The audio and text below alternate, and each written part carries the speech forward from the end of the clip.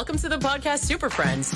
5 podcast producers from across North America get together to discuss podcasting. Ladies and gentlemen, boys and girls, all the ships at sea, lovers, muggers, and thieves, welcome to the Podcast Superfriends. It's the podcast where we have 5 podcast kings and queen from across North America giving you advice on how to make your podcast the very best it can be. So today we're going to talk about segments, how to improve and pump up and punch up various podcast segments. It sounds a little vague, but it'll make sense in a moment. Let me go around the horn here and introduce our crew. From Texas, Johnny, would you please say hello? Howdy, I'm Johnny Podcast coming from Fort Worth, Texas. Thanks for checking in, Johnny. It's good to see you. Catherine from New Orleans. Tell us what's going on in Louisiana. Checking in from a very rainy, slightly flooding South Louisiana, Baton Rouge. I'm Catherine O'Brien. Flooding's rarely a problem in that area of the country, is it? Oh, sorry. Too soon, probably. Ooh. And from north of the border, Matt, would you please say hello to the gang? Matt Kundle, the Soundoff Media Company, self-professed podcast wizard from Winnipeg, Canada. And the badass podcaster from the 313, although originally from the 617. Jag, say hello, please. Thank you. I'm like ludicrous, different area codes. John Gay, Jag In Detroit Podcasts. Oh, boy. Happily Very married. good. So we hope if this is your first time tuning in, we have a little fun here. But we try to give real concrete examples of what to do and what not to do in podcast. And we thought we'd actually play certain selected segments from podcasts. Some of them may be prominent national podcasts. Some of them may be attached to the very podcast producers that you see here on our podcast today. So let's just jump right into it. And we're going to start with Johnny Podcast. And I know you've selected a podcast that I've certainly heard of before. I do not produce this show. Correct. A man can dream. So let's see. And Matt, I'm trying to, after testing, there we go. Okay, we got the slide on the screen for the video viewers, the live stream viewers. Yeah, Johnny, tell us, before I play the clip, tell them a little bit about, either what you don't like or don't like about this and what we're going to hear.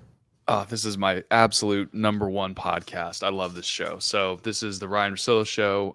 This is a Spotify podcast. Spotify bought The Ringer during that whole boom of podcasting. So the Ringer is just a sports podcast network. They do culture and stuff, but this show in particular, Ryan is a former ESPN radio host, moved into podcasting, is just an amazing host, and he does sort of a 3-segment type show. So it starts with his sort of cold open. He'll do a few selected topics that he'll kind of just riff on. Then it will we'll transition into an interview, usually with somebody in the media space. And on this particular episode, it was a former NBA player. And then the segment that I wanted to highlight is at the end, which I have just found to be his most popular segment and has brought in a total non-sports demographic, is his life advice segment. So they end it with him and his 2 producers reading emails, giving life advice. Has nothing to do with sports, but one of my favorite parts about it is the way that the listeners, it sort of is just community building segment, and the way that the listeners will write in their life advice questions is they give sort of a background on themselves. So if it were me going, I would say, "Hey Ryan, how's it going? Name's Johnny from Fort Worth, Texas, 6'3", 200 pounds. NBA comp would be a poor man's Duncan Robinson. Gym stats, below average. So not putting up a ton of weight in the gym, but we're working out consistently. Here's my problem. Something's going on with my girlfriend, blah, blah, blah, blah, blah." And they'll read the whole email and do a lot of back and forth. And it's just it's a really fun segment. And it's gotten a lot of the core listeners, male audiences, significant others interested in the podcast. So it's a really good way to sort of expand the audience and sort of take a break from the sports talk. So oftentimes I won't even listen to the first half of the podcast. I'll just jump right to this segment, listen to that for 30 minutes, and then I'm on with my day. Life advice. The email address is lifeadvicerr@gmail.com. Okay, let's get to it. Our guy is beating up on himself, hugely in debt, no job. Girlfriend makes decent money and is financially stable. Some guys are like, what's the problem, right? Living the dream, dude. What's your 2K rank, bro? Next email. Yeah. What's your KDR in Call of Duty? All right. Long time, first time, 27 basketball comp is Bob Cousy in today's game. I don't know that Cousy would dominate. I don't like when people diss the Coos, but I think he might struggle a bit. Very fluid movement, a lot of trick passes. Yes, I know how infuriating those can be as a teammate. Look, are you good at the trick passes, or you just try to throw trick passes in pickup games? Because that would suck. Yeah. Very streaky shooter. Means you can't shoot. All right, you know what? Let's not beat up on our guy here anymore. Watch a lot of Celtics film from 2005. So Rondo is my favorite player and the reason for the Cousy comp. Okay, understood. The situation is this. In 2019, I went to Vermont Law School at 21 years old to double major in an actual law degree and a master's in environmental law and policy. COVID hit, school went remote. Needless to say, I found the double major to be fairly tough and started to slip academically.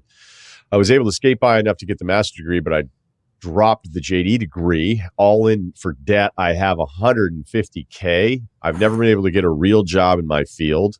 I've done unpaid work for the Connecticut state agencies through a fellowship type program while at Vermont Law School, so I'm not totally unqualified. And I graduated in January 22. So I'm a mess. Just stopped working at a group home like place. Do you understand what that means? Like group home, like halfway house type deal? Like fresh out, you got like 6 months of good behavior type thing? Yeah. Boy, you made it specific. I don't know. I can cut to the chase of the advice that they basically give. Okay. So basically, they this guy's telling his girlfriend like, hey, he's beating up on himself in front of her, and they basically were telling her like they're telling him this is a great way to get her to break up with you, and if that's what you want, then keep telling her that, but you need to stop being so hard on yourself, and definitely don't give her reasons to leave you if you want to spend the rest of your life with her, because that's what you're doing right now. So best thing is to, you can open up. They're saying you can break down to her once, say like, look, I'm struggling right now and this is really hard for me, but you need to spend more effort on getting your life together rather than sitting around feeling sad for yourself. Yeah, I got the feeling there was a little woe is me in the tail. I mean, 150K is a lot of debt, but it's also not uncommon, I don't think, for someone that young. And it's not like he blew it on gambling. He got some blew it on a degrees out of worthless that. degree. He got the bad end of the COVID school stick, it sounds like. Yeah. So to me, this is the value of this segment. Maybe first and foremost is it's great in listener engagement. I mean, talk about giving somebody an ownership stake. And is this what you're going to say, Johnny? No, this is me still full screen. You wanted to get off the full screen. Get it off me.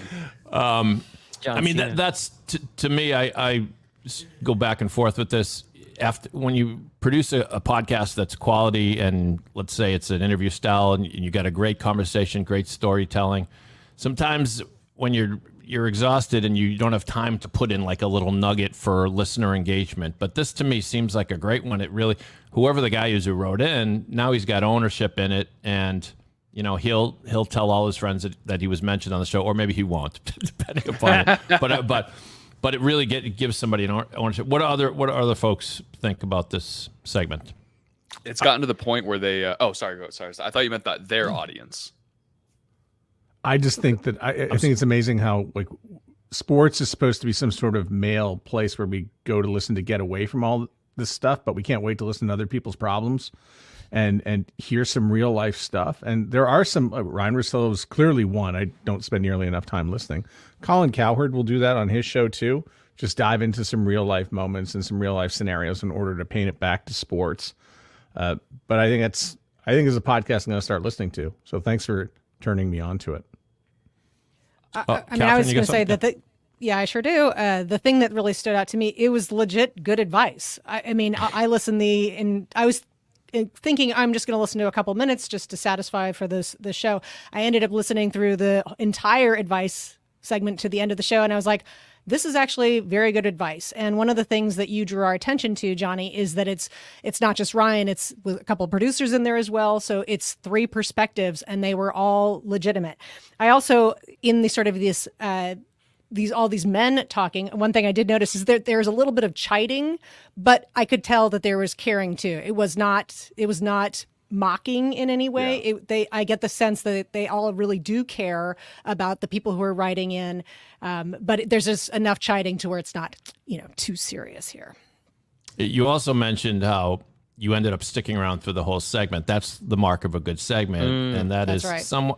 Someone once called it the cooking segment phenomenon. There's a reason why there's so many late night talk shows and many talk shows that will feature a cooking segment, because when you see the thing being made, you tend to want to stick around to see what it looks like when it comes out of the oven. And so that's kind of a version of this. You heard this guy's tale of woe. You want to hear what the advice is. Jag, you got something on this? Yeah, a quick shout out, by the way, to Ryan Russillo, graduate of the University of Vermont, go Cats go, and Massachusetts native. Very, very talented guy. He got his start working with Scott Van Pelt on ESPN radio. So that tells you, his pedigree. Relationship stuff is gold. And, radio folks will tell you that, and podcasters will tell you that. The typical, I'm going to stereotype here, but the typical sports fan is probably not going to sit down and watch The Bachelor, typical male sports fan. But it is interesting. And when you put it in this package, that it's a sports talk show, but you work in a little bit of real life relationship type stuff, it's a home run. And to the point earlier, I think Johnny said that it's brought some significant others. It's brought some more folks who may not be hardcore sports fans into the show. I think it's a brilliant segment and well executed. Anything it's else? It's not all serious stuff like that. It's not all like, all right, what's some crazy problems that this guy's had? Like the 150K in debt. Like that's I've been listening to the show for years. That's a pretty heavy question that they've gotten in. If we had chosen another question within that same segment, it was a guy emailing in saying like, is it wrong for me to go see Dune 2 by myself without my male friend and not telling him and then seeing it with him? Would he be butthurt about that? And they were just like, I don't know, man. It depends on your relationship with the guy. Like if it was your girlfriend or your wife or your significant other, maybe, but if it's just your bro, I don't know.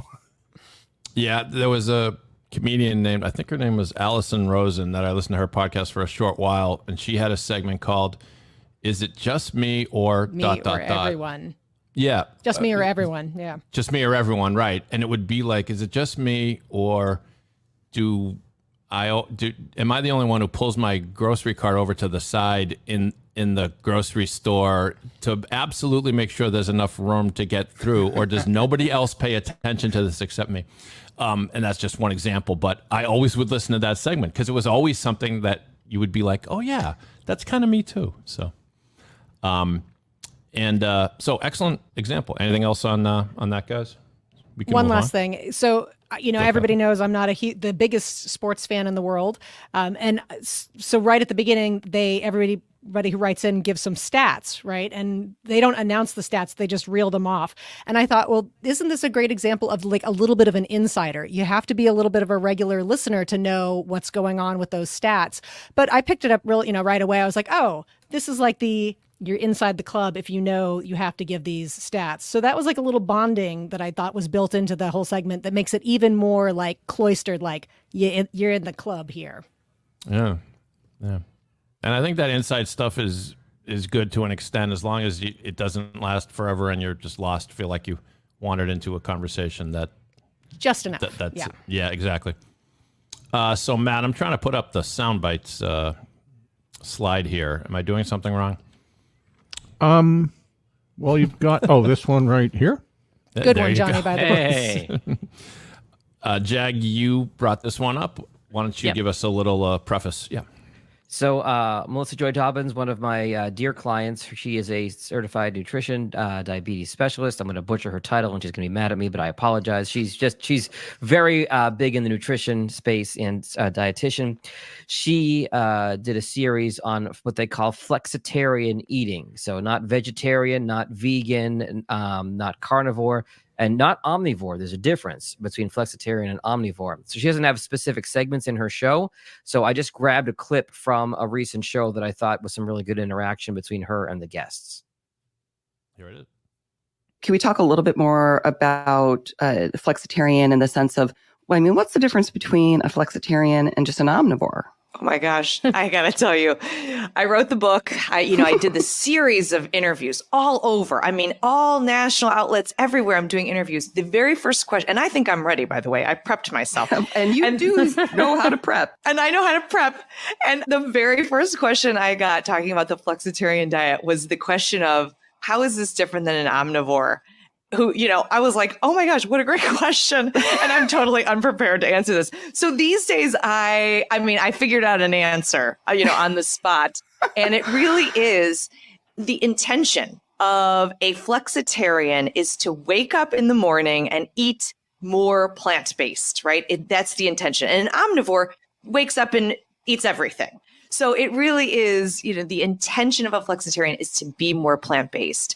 And so that's the answer there. But I got to tell you, that one, when I first heard it, I was shocked.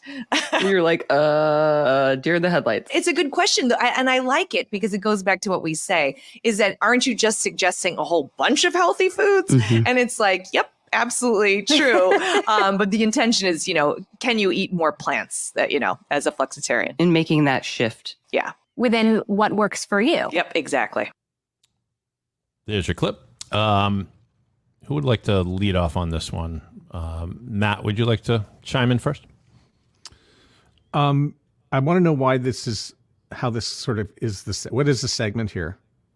It's not a specific segment because I missed the last meeting. I own the fact that I whiffed on the assignment a little bit, so I'm the slacker this week. But I thought we were going to do full shows like we had the previous time, and then I found out late that it was just segments. So I pulled that as what I thought was the best clip of the show. It is because for me, this is something that I've been thinking about. Like, can we come up with something that is going to be okay? I want to eat more plant-based, but how do I work it in? And so I'm getting the confirmation here, but I thought that was really well explained. And I think sort of isolating first thing in the morning was really the way that it came across. And yeah, I'm a buyer of what is being said here, and especially the way that it was explained, and such a cheery voice, which really does make all the difference. Yeah, I was going to say it may not be a segment, but it could be, Jag. I mean, that to me was like question of the day. Would be mysterious to maybe, well, to me certainly. I learned something. I don't know if the vast majority of the listeners to this podcast did, but anyway, flexitarian. The flexitarian tips, suggestions. Yeah. Well, I thought this was so relatable because the quandary that we all get in is that you know your own topic so well, and then you get put on the spot and you might kind of blank. So you're here saying, "Hey, I'm here to talk about a flexitarian eating style," and then the first question is, "Okay, well, how's flexitarian different from omnivore?" And it's like, okay, we've all been in that kind of, I wish I had a little bit more polish, and they handled it so well. So I related to everybody who was talking. I've been in those kinds of situations, and they all handled it with a certain amount of grace that made it fun and lively, while also, most important, defining what a flexitarian is. The only comment I have that I think would, to just add to that, is that I think it would be great if the host had sort of done like a recap, like, here's your chance for a do-over, because giving the audience a little bit of a recap to say, not just the story of almost flubbing the definition of a flexitarian, but now here's the real definition that you can walk away with as the listener. Yeah, like the takeaway. Yeah, exactly. A little quick recap, but the relatability is solid. Jag, is this an interview-based podcast? Yes. Okay, so that was kind of my assumption, and what I loved about that particular clip from the podcast is it didn't feel like an interview. She really made it feel like it was just three professionals having a conversation, but also relating it all, like Catherine said, relating it in a way that every person who's not a dietitian, but someone who's just interested in being healthier can relate to that. Because as soon as I had the same thought as everybody else when she said flexitarian, I thought, isn't that just a normal diet? Yeah. Like that's just normal eating throughout the day. But she did a really good job of explaining it. And now someone who wants to maybe not commit to something as harsh as like a vegan diet or like a carnivore diet can go into it, like she said, with the intention of, now I'm committing to a diet, but it's not going to take over my entire life. And it got away from the whole question answer, which a lot of podcasts fall into the habit of being, but it became more of three people at a round table having a conversation, where you feel like you're a fly on the wall, which is the essence of what a podcast is supposed to be. To that end, and I'll give Melissa a compliment here. This was actually a sponsored episode. The content was sponsored, and you wouldn't know it by the flow of the interview. And granted, she has relationships with the two guests that she had on the show, and she knows them pretty well. But I thought she did a great job in the interview of, to your point, making it a friendly conversation and not script question, script answer, etc. And it was edited flawlessly, I could tell, and the sound quality was superb, Jag. Thank you. Not lost on me here is the show is called Sound Bites, and we're talking about segments, which a lot of people will refer to as bites. Right, and that was Melissa has some media background, and that was done on purpose. She's had the show.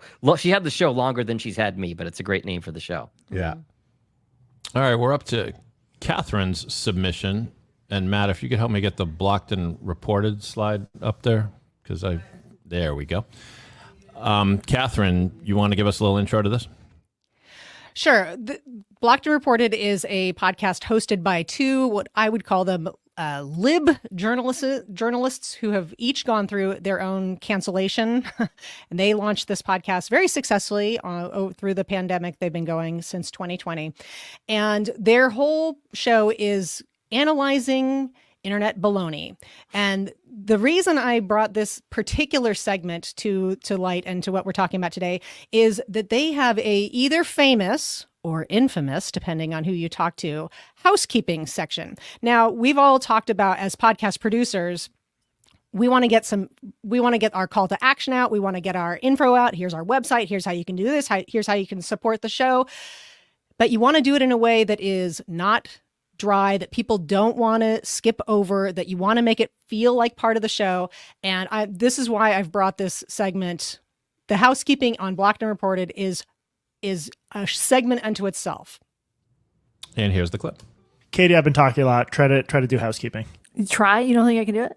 No, I don't. We've been doing this show for 3.5 years, and you don't think I can do some fucking housekeeping? What's our URL without looking it up? This is a podcast. I don't fuck me up with the script. That's not our. We not are our a URL. podcast. You can reach out to us at blockedandreportedpodcast@gmail.com. You can also check us out on our subreddit at blockedandreported.reddit.com. Yeah, I mean you're performing surprisingly well. Yeah.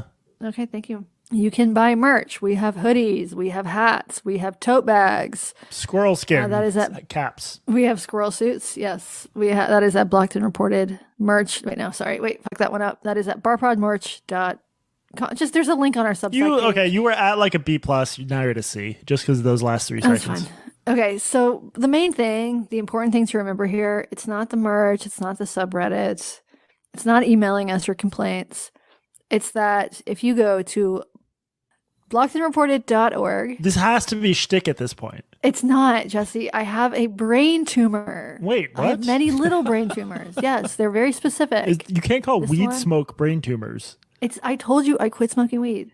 I just eat it now. Blockedandreported.org. You can become a primo and get 3 extra episodes a month. So I love that you brought this up, come Catherine. on. But I have to ask you, and maybe I'm sort of asking an obvious question, is the fact that the housekeeping is a phenomenon because the female host always screws it up and you just don't know which way she's going to screw it up? Or That is part of it. As Jesse, the other Katie and Jesse, as Jesse said, it must be shtick at this point, but it Right. truly is not. This is truly how she is operating. And amongst the fans of the show, which are many, the "We are a podcast" line in the housekeeping has become like lore. Like they have to always state we are a podcast. Even when they've had guest hosts, they make reference to this. And yeah, so it's depending on how well or how badly the housekeeping goes is part of the whole show. I'll just say real quick, and then we'll get to others, of course, but the don't underestimate how some of the little things that you do may become actually quite lovable to your listeners. I remember Adam Carolla for a while was in the Guinness Book of World Records, most downloads for a podcast. I saw him live in Boston once, live podcast, and it got time to do a live read. And he said, I don't know, should we really do a live read at a live show? And everyone in the audience cheered. They wanted to hear him do a live read because he puts so much like gusto and enthusiasm and funny little side comments into his live read. The music podcast that I do, Past Tens, after we've recapped a top 10 list of Billboard hits from yesteryear, I recap the top 10, and my podcast partner is always waiting for me to screw up so he can make fun of me, which I thought was terrible. But then I realized that actually puts a little drama into me reading. Am I going to get through the top 10 without screwing it up? So very similar to this. Johnny, podcast, you got thoughts on this? I do. And I was going to say, do you guys know that the podcast Super Friends has its own lore? Oh. Really? And David's laughing because he knows exactly what it is. Actually, I'm not sure. Is that every single episode you can expect that David will bring up his music podcast at some point. Did you guys know I run a music podcast where we cover the top 10 songs of yesteryear? No. So Catherine, I was actually a little bit pessimistic about this coming up. Because housekeeping is not exclusive to this podcast. I think it's something that every show does in some form or fashion. And I think it can be done poorly. One, because rather than what the normal advice that we give, which is, hey, be sure in the beginning you're going to call out a call to action. Hey, before we start, make sure you follow the show. Make sure you go to our Patreon, email us, whatever it is. They have decided to condense all of that into its own section. And if done poorly, it's going to be the thing that people skip because they know it's just people asking us to do dumb stuff. Absolutely. Go buy our merch. We don't care. I'm still just going to listen to the podcast and skip that part. They have done it to a point to where it's something that the audience is now looking forward to. And clearly it's working. One, because we all get to poke fun at the female host for screwing it up and laugh along with the male host. And they get to kind of play off each other.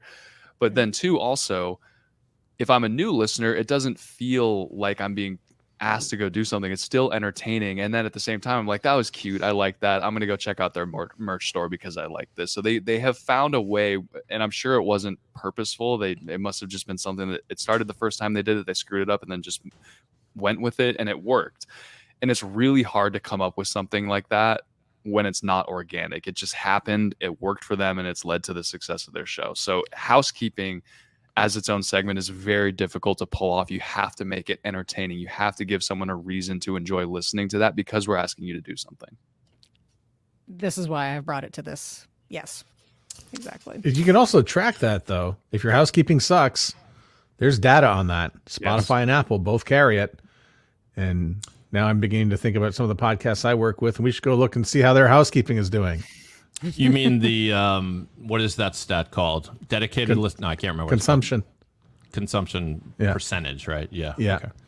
That's what killed me in Oregon Trail, I think. I get that. Catherine, do they have to remind everybody that it's a podcast because there's a Substack as well in some other places?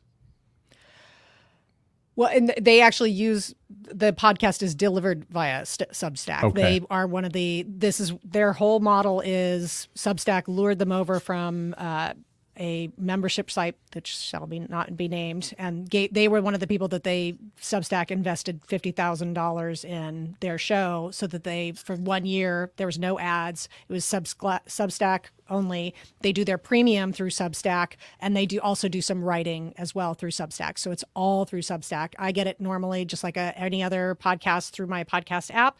But yeah, the We Are a Podcast is that's just. So I stuck through the housekeeping part. So it is entertaining enough that I did carry through it. So good for them. And yeah, I think that too, you get the sense that this is very much a frenemies situation amongst these two journalists. That is their dynamic. The entire thing, that is their dynamic.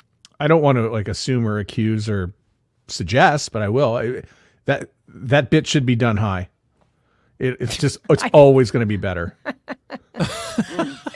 I find it interesting. Sorry, I just got to say, I love that she's like, no, I don't. I told you I quit smoking weed. I just eat it now. Like, what? That was a great line. It was a great line. Jag, you I'm go. interested. Catherine caught my ear when she said frenemies, because I'll be the contrarian here. While I like the segment in concept, I wasn't wild about the execution, because I am a very conflict averse person, and I don't enjoy watching sitcoms or movies or TV shows when there's conflict. And again, I know I'm probably in the minority here, but it just seemed like more than friendly teasing to me, and it came off as a little abrasive. There was something to me. deeper.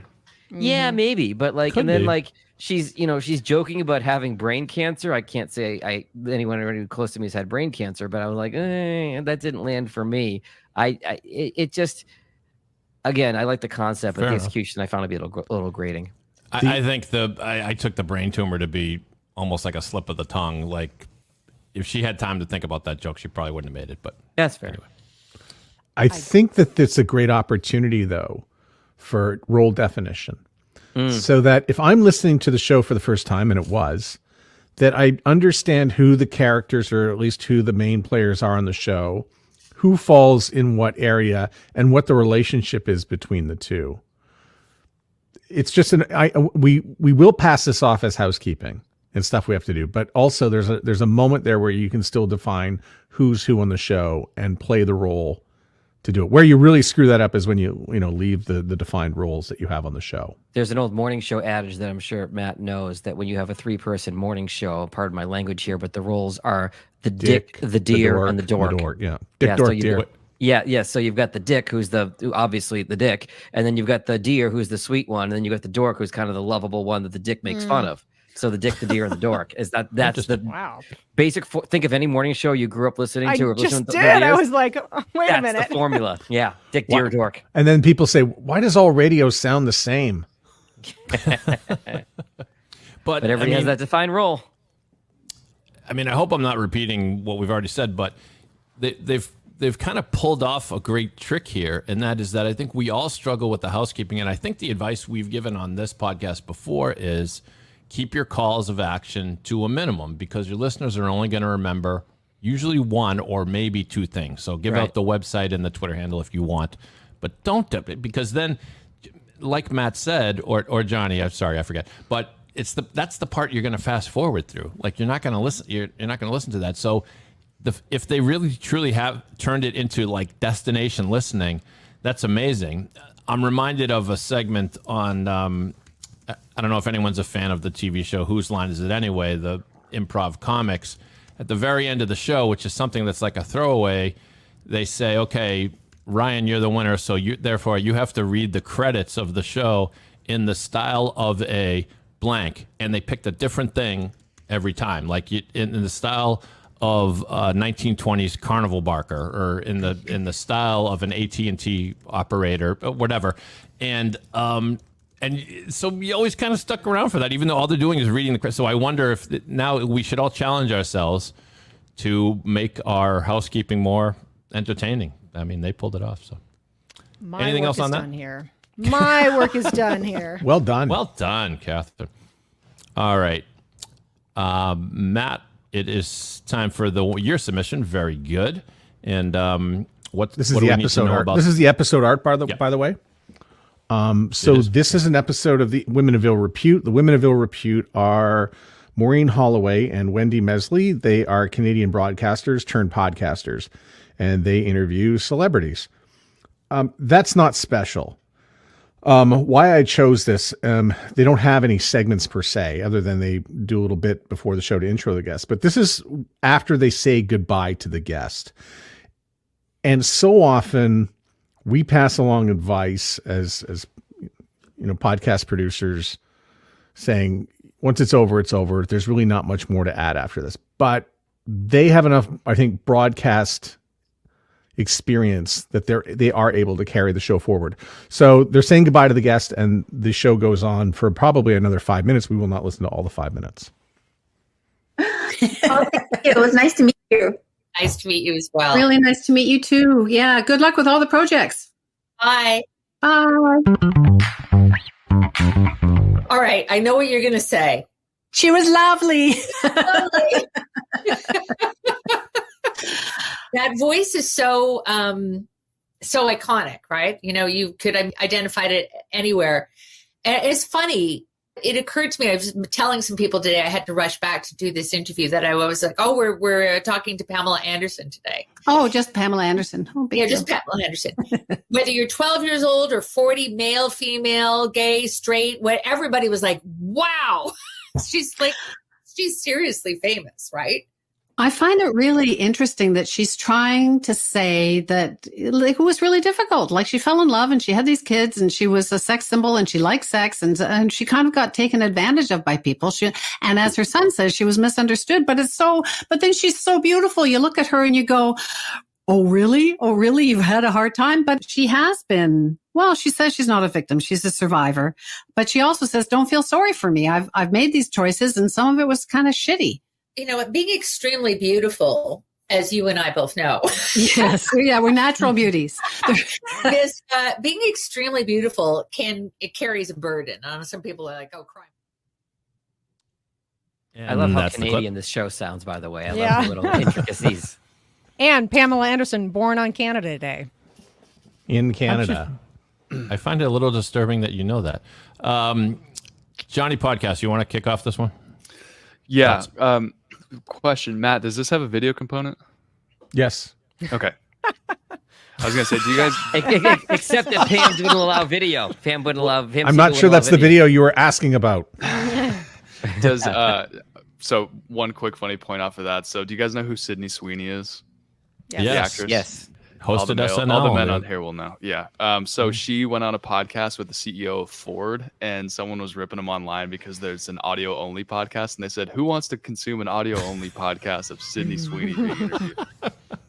Anyway, this is such a great segment. I guess if you were to call it a segment, this is such a great aspect to a podcast to have when you have a co-host. It's really difficult to do something like this if you are a solo host. I think it can be done well, but this just seems like it should be in every co-hosted podcast, just sort of a breakdown that the listener feels like they can join in on. So the listener feels like they're a part of the breakdown. Now the guest is gone. Now we can give our thoughts on this whole interview, because when it's just a standard one host, one guest interview, at the end, the listener is left to their own devices to think about how that interview went. Now, when you have a co-host, you are able to keep that listener around for an extra 5 minutes. Normally that listener's gone right after the interview's over, but now we're keeping you for an extra 5 minutes. We're digging our hooks, for lack of a better term, into the listener a little bit deeper to get them more invested in the podcast, because now we can get the host's real thoughts on how that interview went in real time right afterwards.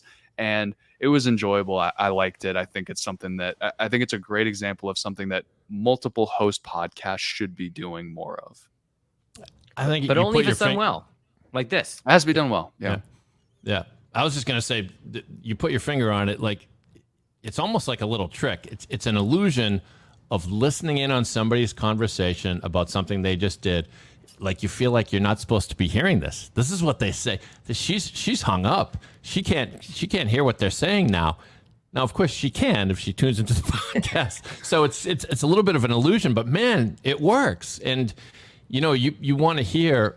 I think Howard Stern used to do this. A guest would leave, and then they would have a 10-minute recap, and you always stuck around for that because you want to hear what they say after they leave, right? Matt, you want to go? Yeah, it's that after show thing, which, Elvis Duran will do that at, in New York. They'll put in a podcast form where the show just keeps going. Howard Stern, we never really knew when it ended and when it should end. It just kept on going. And, I had Matty Stott on my podcast this week, and he's just talking about if you have a radio show, do an after show where you talk about all the things that happened on your show. I never really realized it till just now when we isolated this. All the things that they were saying, that's the promo for the show, because I could, as I'm listening to this, going, I got to go hear the rest of the show. Yeah. So that end part about repurposing it, I mean, does it really matter if first of all, these two have a very high completion rate, 89, 90, up to 95% per episode. But, does it really matter if you have, a co-hosted show and maybe it's not very good afterwards? Does it matter? I don't think it really matters. At least that you're putting people together to give it a try. Someone's going to stick around. Someone who's listening to that show is going to go, man, I really loved that they kept going after that was over. I needed a little bit more. It doesn't have to be everybody, but someone is going to, and that's who you're making the show for, is that person. I marvel at Wendy and Maureen and their ability to just, have a show whenever and carry on. They could go they only went for 5 minutes, but that's a little bit longer than they normally do at the end of the show, just to talk and wrap it up. I should point out they do 35 minutes. They were only allowed 15 with Pam Anderson. And it was part of the promo or the junket tour for the Documentary Netflix. on her or something? Yeah, the documentary. I think it was a perfect storm because everybody, like they said, knows who Pam Anderson is. Everybody, I'm sure, has an opinion on Pam Anderson, right, wrong, or indifferent. And the fact that they went a little bit deep with her, if you listen to the entire interview, and really got to know her as a person, some of the things she struggled with and the different ways she sort of reinvented herself over the years and how she looks back on her younger days now with the benefit of time and being a little bit older and wiser. It was an interesting discussion. And two hosts, obviously, that did very well. I didn't like the mic sound on one of them. I wasn't sure if she was on a great mic, but I thought they were very talented at what they do. Echo. There's damn echo. A little bit there. Yeah. She wasn't using a Blue Yeti, was she, Matt? No. Okay, We got rid of. just We making threw sure. those in the garbage. Good. Yeah. Jag, are you like So- the bionic woman? Do you have a bionic ear that can hear Oh, I have radio imperfections? friends that have 10 times the ear that I do. Yeah. Catherine, you're going to say something? I really liked, I like we've all been saying, I really enjoyed the sort of the fly on the wall aspect of this. And you get already a sense of the two hosts. You get a little bit of a window into what they're like. One suggestion I had was I would have loved to hear a little bit of what we thought it was going to be like and what it really was like. Now, the reason for that is because that sets up a little bit of a compare and contrast, which can be helpful and interesting. And the only other thing I thought was that it's kind of like on the fly reactions. So they haven't had time to maybe process this a little bit. And you said the segment went on a little bit longer. So maybe they had that 5 minutes on, even 5 minutes on, having a little bit of a deeper perspective on what it was like getting to talk to Pam Anderson. Also, the opportunity to give a little inside baseball too of 15 minutes with Pam Anderson. That's all we were allowed, guys. I'm sorry. We would have kept her for 2 hours, but They did mention in the longer part that they were not allowed to do video and they could only do audio. So similar to your point, Johnny. Oh, I forgot about that. I turned it into an audiogram. But generally, this show is video. Well, except for when you have Pam Anderson on. They're like, sorry, guys, no video. Pam Anderson, Sydney Sweeney, Yeah, Well, even that, I mean, Pam Anderson has been famously, as of late, has been going on red carpets and things with no makeup on. So for somebody who has such a visual appeal, she's really challenging some of those expectations. And the no video, to me, falls right into that. So even just hearing a little commentary on that would have been interesting as well. I'm wearing no makeup on the live stream today. I think it's brave. I do. Yeah. Stunning and brave. I mean, I actually like the inside baseball stuff. You can go too far with it, but anytime you clue the listener into the fact that, even if you tell them, listener, we pre-recorded that bit you just heard. That's probably pretty obvious because blah, blah, blah, because, my podcast partner was sick the other day or whatever. Little bits of that. It gets back to anytime you can share personal stuff, I think it's great. Matt, totally random technical question, but the episode art was YouTube thumbnail size instead of square. Is that the way things are going now? Because I can never keep up. No, that was just for the audiogram that I made so that we could have some YouTube presence. Mm-hmm. Happy birthday, John. Yes. Happy birthday. John. Happy birthday, John. Now it's John. a radio show. John Ross checking in. He's I'm 30, the deer. He's only 35. Wow, youngin. All right, we'll move on to the final one. And Matt, it's the Didi and Littell. Thank you very much. The Didi and Littell show. So I'll do the preface for this one since it's the show that I submitted. This is a podcast that I produce. Didi and Littell are this very charming and incredibly smart married couple who also both happen to be in the cybersecurity industry, working at different companies. But they like to talk about issues around cybersecurity, but also they go off on whatever moves them, whatever topic moves them that day that they're recording. I suggested to them that we should come up with some regular segment for a guest And, we started with just the simple, 3 questions, whatever. And so we wanted something a little bit cybersecurity themed, at least. So I think I'm just going to play the clip, and I think it kind of speaks for itself. This is something they will do with the guest towards the end of the show. And now Lital and Didi present Prove You're Not a Robot. 3 final authenticating questions for our guest.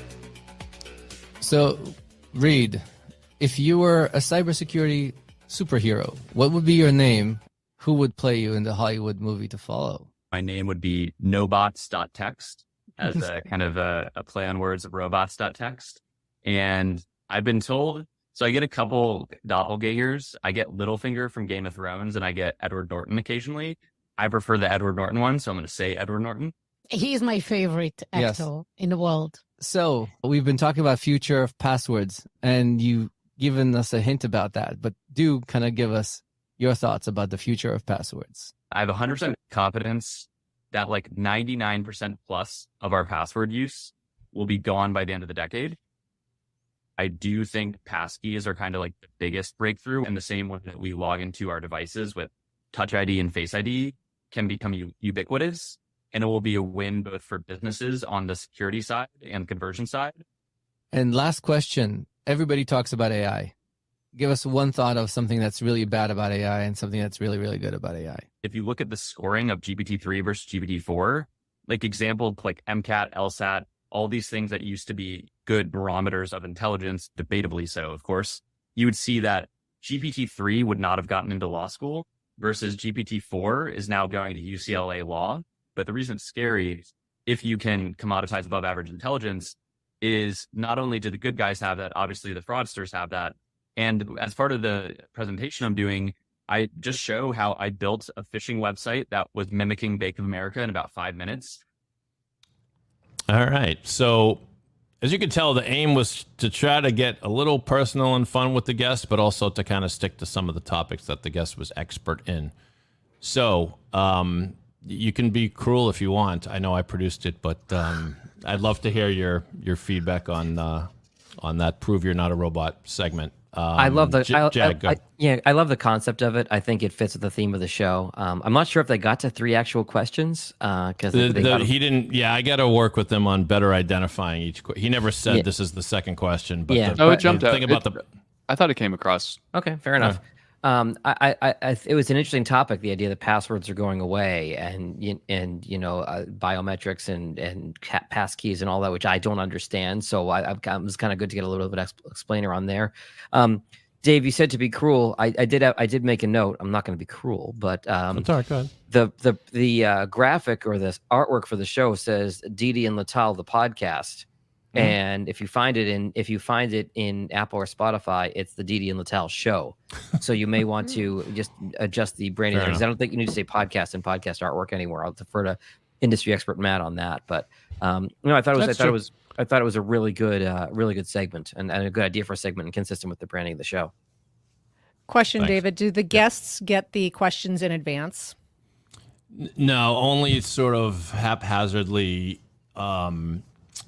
In the moments before we start recording, and I guess we've kind of gone back and forth on that. Eventually we started revealing to them the superhero question, because if you were a cybersecurity superhero, who would you be? Like, it's a fun question, but if you're not prepared for it, it might take you a minute to come up with something good. So I think that's why we edit. That's why we edit too. Yeah. Well, that's true. Well, I was going to say, I can tell this is edited, and that's the information you just gave was helpful. I actually think this whole segment could be fluffier. It's, it's edited, but a little bit of the wrestling with the question kind of could be fun, especially because it seems like everybody's having a good time with these questions. So I think that some of the fluff could come back in and be really valuable for this segment. Yeah. But I thought it was great. Thank you. I mean, the clip I played is a condensed version, so I took a few liberties editing for the purposes of this podcast. But I take your point. Gotcha. So thank you. Yeah. Johnny? A great podcast humanizes their guest. And in a topic, something like cybersecurity, like we think it's so like there's a type of person that has to work in cybersecurity and IT and like and data engineering. Like they're very the stereotype you think of is these just like very robotic people. Like I think of Rami Malek in Mr. Robot. Like this just this Yes. very like stoic, almost no personality. And when you're talking about a topic like this, it can all just be really dry and grainy and not feel like there's any personality to it. And to have something like this, do you play this at the beginning or the end? At the end. At the end. I almost wonder if it's good to have it in the beginning, just as sort of like a warm-up exercise, just so we can be like, okay, this is kind of how we feel about this person too. Because like, I love the superhero question. That is such a great question I think a lot of podcasts should do and a lot of content should do, just because, I mean, everyone can relate to that question. Everyone's like, oh, if there was a movie made about my life, who would I want to play me? Like, that's such a fun question to have. And I agree with Catherine in leaving in the fluff because like, yeah, it was edited for this, podcast for this showing, obviously now. But yeah, like I would think it would be fun to listen to him wrestle with coming up with Edward Norton, because as you're listening to that, you're also thinking yourself, like, David, like, who would I want to play me? Yeah, exactly. I wonder who he's going to think of too. And then if you were to play that at the beginning, now I think this guy looks like Edward Norton the whole time. I'm thinking Edward Norton's And you doing get a this picture in your podcast, head. too. Yeah, That's a good point. And I think most of the podcasts I do, if I do a special segment like this, I do save it to the end. But I think you bring up a great point. The beginning, or maybe have something quick at the beginning, at least that's a little bit different, because I worry sometimes, because in a long form interview, if the first question is, oh, so tell me, where'd you grow up?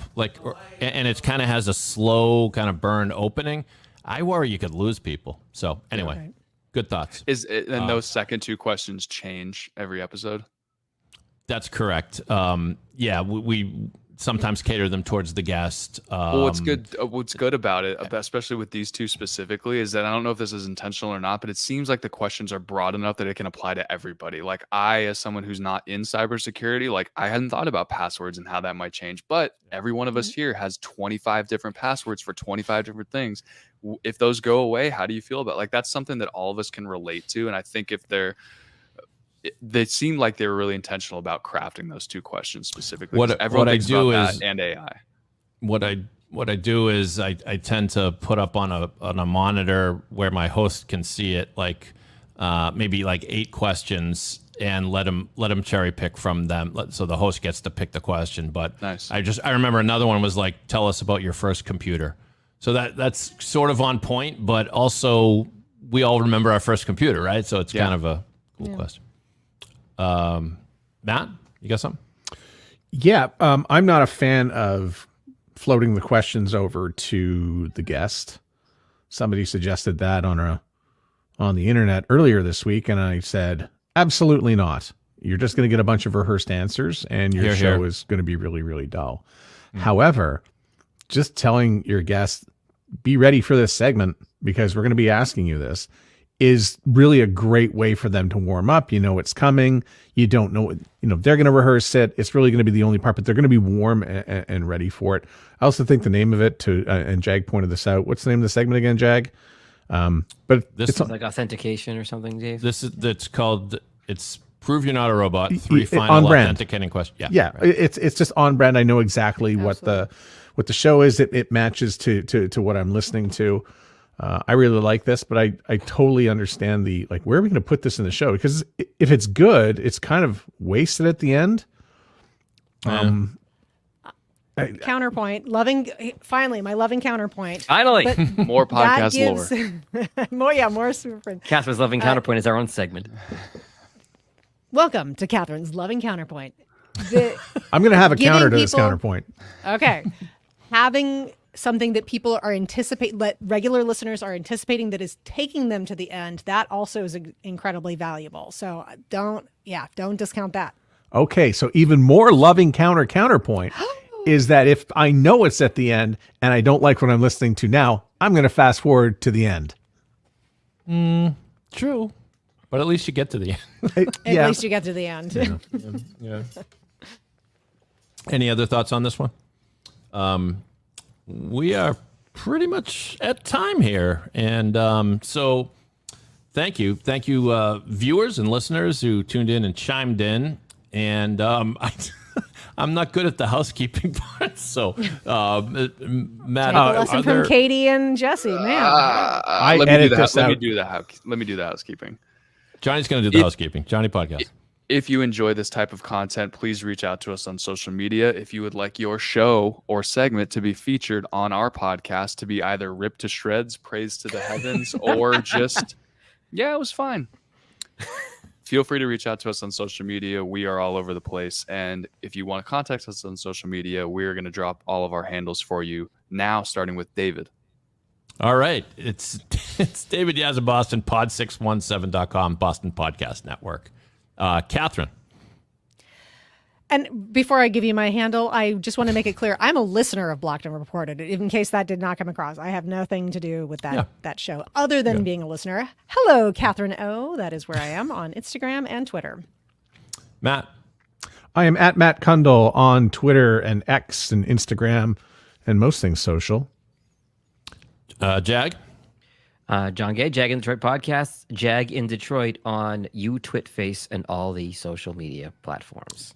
And back to the star of housekeeping, Johnny Podcast. Let me put my broom away really quick. At Johnny Podcast on Twitter. Awesome. Thank you all. See you next time on the Super Friends. Be good.